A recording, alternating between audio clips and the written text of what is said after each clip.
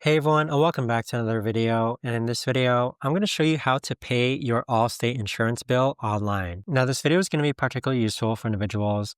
Let's say that you want to go ahead and pay for your Allstate insurance bill online. How do you actually go ahead about doing so? Now, this video is going to be short, sweet, and simple, guys. There's not going to be a lot of steps involved. But in order to do this, what you're first going to do is log on to your Allstate account. Now, once you're on this page here, there's multiple ways that you could actually pay your Allstate insurance bill.